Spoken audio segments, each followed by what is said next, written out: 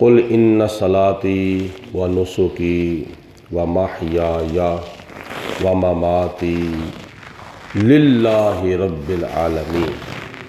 قرآن مجید فرقان حمید میں اللہ تعالیٰ نے اپنے پیارے حبیب پاک صاحب لولاک احمد مجتبیٰ حضرت محمد مصطفیٰ صلی اللہ علیہ وسلم کو ارشاد فرمایا، قل اے میرے رسول آپ ان کو ارشاد فرما دیں، ان صلاتی بے شک میری نماز، و نسکی اور میری قربانی، و محیایا اور میرا ظاہری طور پر زندہ رہنا، و مماتی اور میری ظاہری طور پر یہ وفات، یہ سب کچھ کس کے لیے ہے؟ للہ، اللہ تعالیٰ کی رضا کے لیے ہے، رب العالمین جو اللہ تعالیٰ تمام جہانوں کو پالنے والا ہے۔ آیت مبارکہ کا خلاصہ یہ ہے کہ نبی کریم علیہ السلام نے قرآن پاک میں ہم سب کو ارشاد فرمایا ہے کہ اے میرے غلاموں میری طرف دیکھو، میری یہ نماز پڑھنا، فجر کی، ظہر کی، عصر کی، مغرب کی، عشاء کی، اور میرا یہ قربانی کرنا عید الاضحیٰ کے موقع پر، اور یہ میرا ظاہری طور پر زندہ رہنا اور ظاہری طور پر وصال کر جانا، یہ سب کچھ اللہ کے لیے ہے، کسی اور کے لیے نہیں، یا بلے بلے کرانے کے لیے، یا عزت بنانے کے لیے، یا ریاکاری کے لیے نہیں، دکھلاوے کے لیے نہیں، صرف اور صرف اللہ کی رضا حاصل کرنے کے لیے، اللہ کی خوشنودی حاصل کرنے کے لیے ہے۔ تو ہمیں بھی اپنی یہ ظاہری زندگی، یہ زندگی کے اندر فرائض و واجبات کا ادا کرنا، اللہ پاک نے اگر توفیق دی ہے تو قربانی کرنا، اگر خدا نے توفیق دی ہے تو زکوٰۃ دینا، حج کرنا، نماز پڑھنا، روزے رکھنا، یہ صرف اور صرف ہمارا مقصد اللہ کی رضا حاصل کرنے کے لیے ہونا چاہیے، نہ کہ کسی اور مقصد کے لیے۔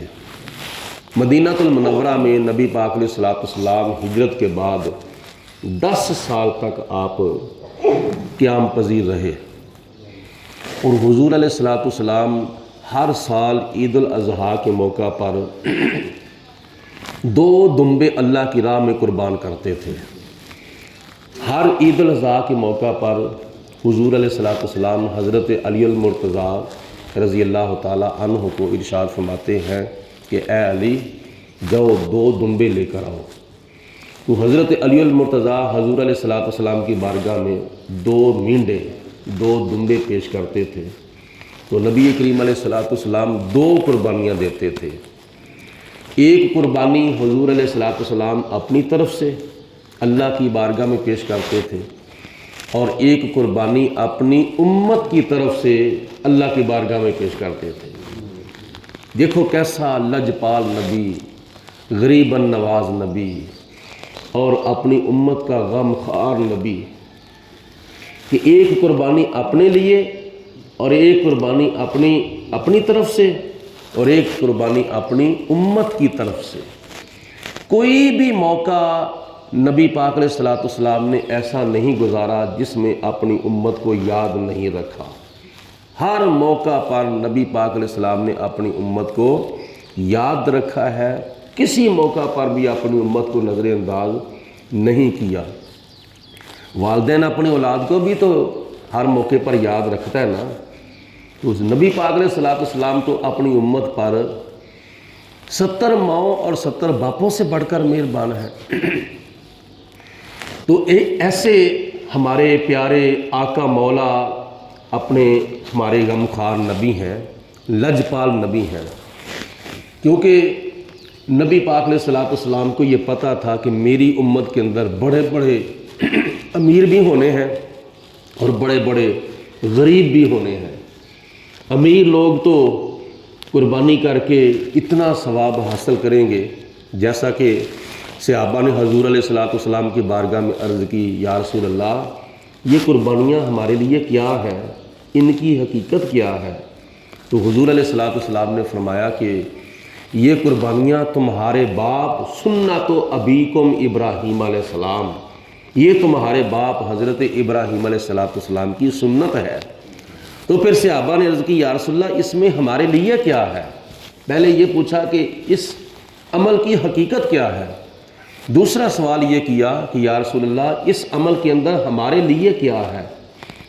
تو حضور علیہ الصلوۃ والسلام نے دوسرے سوال کا جواب ارشاد فرمایا کہ اے میرے غلاموں، اس میں تمہارے لیے پتہ کیا ہے؟ یا رسول اللہ کیا ہے؟ تو نبی پاک علیہ الصلوۃ والسلام نے فرمایا اس قربانی والے عمل کے اندر تمہارے لیے یہ ہے کہ اللہ پاک صاحب قربانی کو قربانی کے جانور کے جسم کے بالوں کی تعداد کے برابر نیکیاں عطا فرمائے گا۔ کتنے بال ہوتے ہیں جانور کے اوپر؟ دمبے کے اوپر کتنے بال ہوتے ہیں؟ بکری کے اوپر کتنے بال ہوتے ہیں؟ گائے کے اوپر کتنے بال ہوتے ہیں؟ اونٹ کے اوپر کتنے بال ہوتے ہیں؟ آج تک اس جدید دور کے اندر بڑے بڑے آلات کا ایجاد کیا گیا ہے اور بڑے بڑے اس طرح کے سائنسدانوں نے کام کیے ہیں کہ انسان کی عقل جو ہے وہ دنگ رہ جاتی ہے، لیکن آج تک کسی مائی کے لال نے آلہ ایسا نہیں نکالا جو جانور کے جسم کے بالوں کی تعداد جو ہے وہ گن سکے، اور نہ کوئی گن سکتا ہے۔ جس جانور کے جسم کے جو بال ہیں نا، ان بالوں کی تعداد کا اگر پتہ ہے، اگر علم ہے، تو صرف اللہ کو ہے یا اللہ کی عطا سے میرے اور تمہارے آقا حضرت محمد مصطفیٰ صلی اللہ علیہ وسلم کو ہے۔ اللہ رسول کے سوا قربانی کے جانور کے بالوں کی تعداد کو کوئی نہیں نہ جان سکا ہے اور نہ قیامت تک جانے گا۔ اتنی نیکیاں اللہ پاک صاحب قربانی کو عطا فرماتا ہے۔ تو حضور علیہ الصلوۃ والسلام کو پتہ تھا کہ کئی میرے غریب امتی جو ہیں وہ ایسے بھی قیامت تک آئیں گے جن کو توفیق نہیں ہونی یا جو صاحب نصاب نہیں ہوں گے، وہ قربانی کرنے کا شرف حاصل نہیں کریں گے۔ تو نبی پاک علیہ الصلوۃ والسلام نے ان کے لیے یہ بھی سہولت پیدا فرما دی کہ وہ قیامت کے دن کہیں یہ نہ خیال کرے کہ میں تو قربانی ساری زندگی کر ہی نہیں سکا۔